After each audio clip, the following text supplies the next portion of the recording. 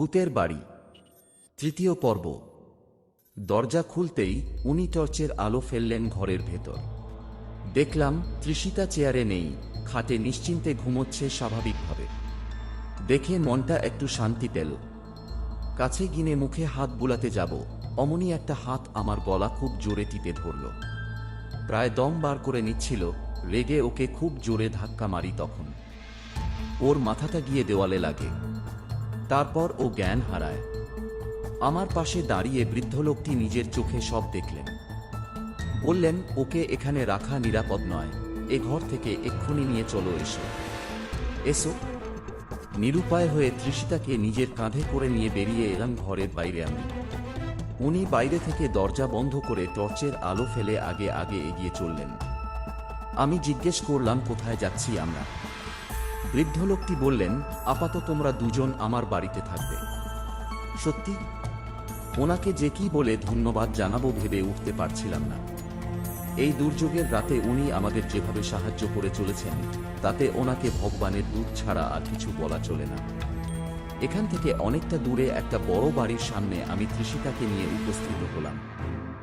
বাড়ির সামনে একটা বড় দালান, আর সেই দালানের সামনের ভেতরে রয়েছে সারি সারি সাজানো 3টে ঘর।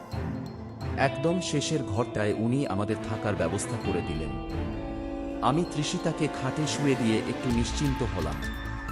কিছুতেই ঘুম আসছিল না, তাই দালানের সামনে এসে বাইরের ভরা পূর্ণিমা চাঁদের দিকে তাকিয়ে আছি আর তৃষিতার কথা ভাবছি। তৃষিতা আর আমার পুরানো দিনের কিছু স্মৃতি মনে পড়তে লাগে।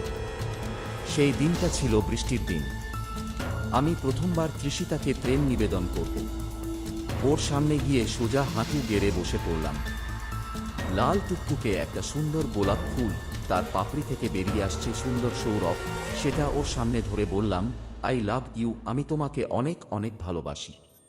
তৃষিতা আমার হাত থেকে গোলাপটা নিয়ে বলল, ধাত, এরকম তো সবাই প্রেম নিবেদন করে, একটু অন্য কিছু করতে পারবে আমার জন্য? আমি বললাম, আমি সব পারবো তোমার জন্য। কি করতে হবে বল? দূর, এটা তুমি আমাকে জিজ্ঞেস করছো, নিজের মন থেকে যা পারো তাই কর। ভাবলাম, কি করি কি করি। ভাবতেই আমার মাথায় এলো গানের কথা। তৃষিতা খুব গান ভালোবাসে, তাই এই বৃষ্টির দিনে বেশ একটা রোমান্টিক আবহাওয়া, একটা নিজের গলায় বৃষ্টির গান শোনালাম। ওর মুখে দেখলাম মিষ্টি হাসি ফুটেছে। বুঝলাম ও খুশি হয়েছে। তারপর ও আমার গলা জড়িয়ে মুখে একটা চুম্বনের স্পর্শ দিল। পিছনে একটা হাত আমার কাঁধ স্পর্শ করল। আমি তন্ময় থেকে বেরিয়ে পেছন ফিরে দেখলাম বৃদ্ধ লোকটি। বলল, কি হলো এখানে দাঁড়িয়ে? ঘুম আসছে না? আমি না মানে বলতে গিয়ে উনি বাধা দিলেন। জানালেন যে ঘুম না আসারই কথা। প্রিয় মানুষ যখন কষ্টে থাকে তখন ঘুম কি করে আসবে? এই দেখ না, আমারও চোখেই ঘুম নেই। প্রিয় বন্ধুটা এভাবে হঠাৎ করে চলে গেল, নিজের অজান্তেই চোখের কোণটা হালকা ভিজে এল। ভাবলাম, ভদ্রলোক খুবই ভালো মানুষ। সামনের দালানের কাছে 2টো চেয়ার পাতা ছিল, সেখানেই আমরা দুজন বসলাম। উনি হরিকে ডাক দিলেন। হরি হলো এখানকার কাজের লোক। ছেলেপুলে বলতে ভদ্রলোকের একজন মেয়ে ছিল। বিয়ের পর স্বামী সন্তান নিয়ে এখান থেকে অনেক দূরে থাকেন। তারপরেই স্ত্রী গত হয়েছেন। সেই থেকেই ভদ্রলোক একা হয়ে পড়েন। তারপর একদিন হরিকে নিয়ে আসেন এ বাড়িতে বাড়ির সব কাজকর্ম করার জন্য। একটু পরেই চোখ রগরাতের গড়াতে আমাদের সামনে উপস্থিত হলো হরি। এত রাতে বেচারা আমাদের জন্য কাঁচা ঘুম থেকে উঠে এসেছে। ভদ্রলোক 2 কাপ চা আনতে বলে হরিকে রান্নাঘরে পাঠিয়ে দিল। আমাদের দুজনেরই কারো চোখে ঘুম নেই। তাই ভাবলাম, যদিও আমি এসব বিশ্বাস করি না, তবুও আমার জানার আগ্রহ জাগল মনে। বললাম, আপনি তখন ওই বাড়ির সম্বন্ধে কি বলছিলেন? কি ঘটেছে ওই বাড়িতে? ওই অভিশপ্ত বাড়িটা? ভদ্রলোক বললেন, সে এক ভয়ানক গল্প। এরই মধ্যে হরি চা নিয়ে চলে এসেছে। চা দিয়ে তারপর চলে গেল আবার শুতে সে। আমরা দুজনে প্লেট থেকে 2টো চায়ের কাপ তুলে নিয়ে চুমুক দিলাম। তারপর ভূতের বাড়ি নিয়ে শুরু করলেন উনি ওনার জানা গল্প। 1 বছর আগের ঘটনা। ভালোবেসে বিয়ে করে তোলেন ভানুমতিকে জনার্দন সান্যাল ওই বাড়িতে। ভালোই কাটছিল দিনগুলো ওদের দাম্পত্য জীবনে। জর্নাদনের সাথে আমার ভালো সম্পর্ক ছিল। আমাদের রান্নার বাজার হরিই করে, কিন্তু মাঝে মাঝে আমার ঘরে একা থাকতে একঘেয়ে লাগতো, তাই বাজার ব্যাগ নিয়ে বেরিয়ে পড়তাম বাজার করতে। ওখানে ভিড়ের মধ্যে বেশ ভালো লাগতো। এরই মধ্যে জনার্দনের সাথে আমার পরিচয় হয়।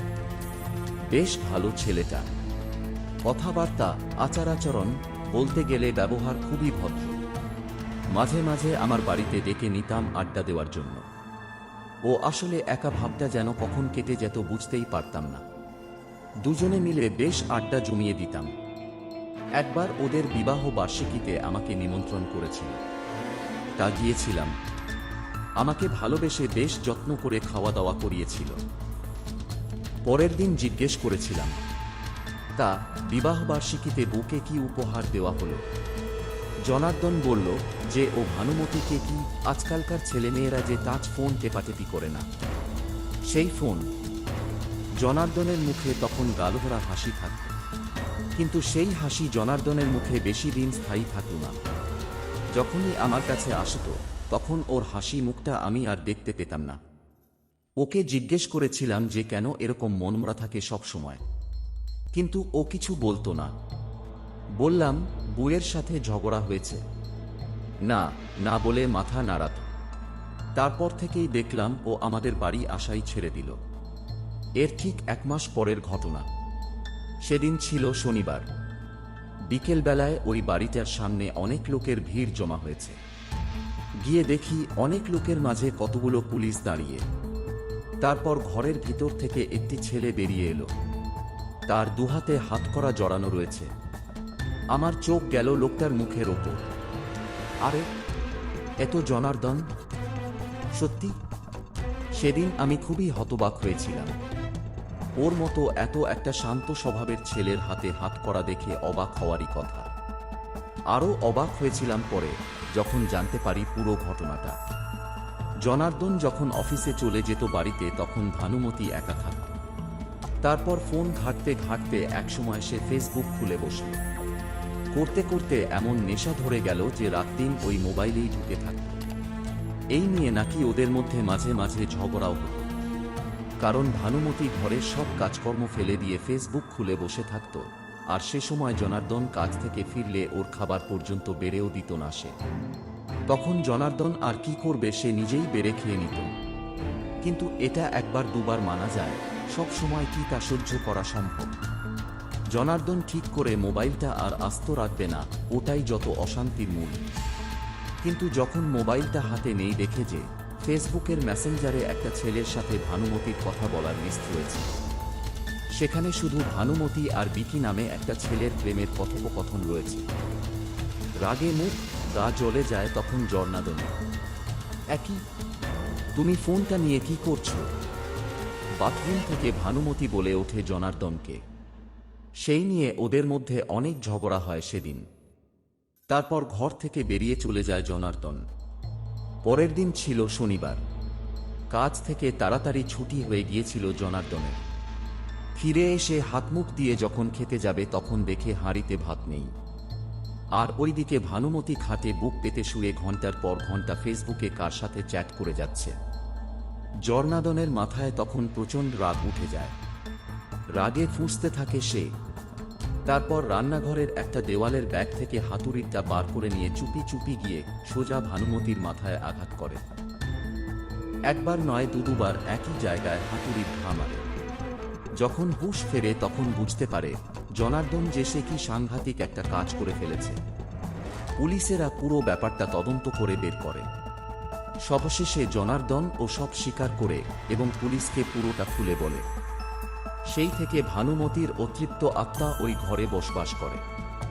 বর্তমানে জনার্দন এখন জেলে রয়েছে। এইটুকু বলে উনি থামলেন। পুরো মন্ত্রমুগ্ধের মতো ওনার কথাগুলো শুনছিলাম আমি। একটু হলেও আমার মনকে নাড়া দিয়েছিল এই গল্পটা।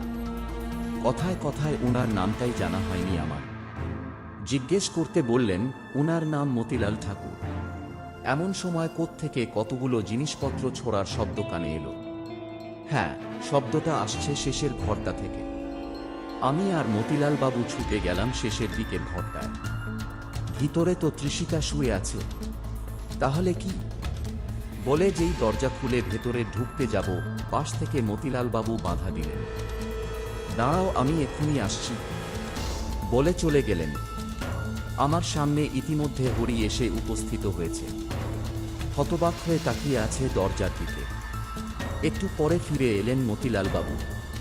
তারপর বললেন, শোনো, আমি ডক্টর রায়কে ফোন করেছি, উনি এখনই আসছেন।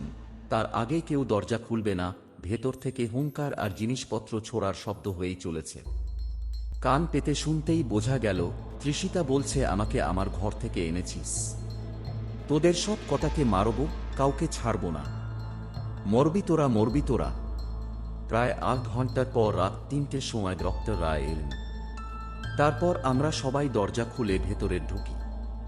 বিছানার চাদর সহ আরও ঘরের যে সব জিনিসপত্র ছিল সব ছুঁড়ে ফেলে ঘরটাকে লণ্ডভণ্ড করেছে তৃষিতা। কিছুতেই ওকে থামানো যাচ্ছিল না। তারপর আমি আর হরি মিলে গায়ের জোরে ধরে ওকে বিছানায় বসাই। ততক্ষণাৎ ডক্টর রায় ওনার ব্যাগ থেকে ঘুমের ইঞ্জেকশনটা বার করে তৃষিতার হাতে ফুটিয়ে দেয়। একটু শান্ত হয়ে তৃষিতা চোখ বন্ধ করে।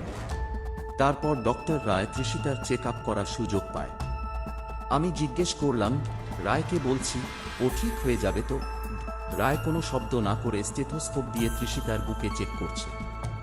সবশেষে কান থেকে স্টেথোস্কোপ নামিয়ে বলল, কি জানি কি হয়েছে, কিছুই তো ধরতে পারলাম না। তারপর ব্যাগ গুছিয়ে নিয়ে মতিলাল বাবুকে আসি বলে চলে গেলেন। হরি ওনাকে গাড়ি অবধি ছেড়ে দিয়ে আসতে গেলেন। আমি বেশ হতভম্বের মতো বসে পড়লাম তৃষিতার পাশে। কি হবে, কোথায় নিয়ে যাব, কি করব, কিছুই বুঝতে পারছিলাম না। কি করে তৃষিতা আবার আগের অবস্থায় ফিরে আসবে?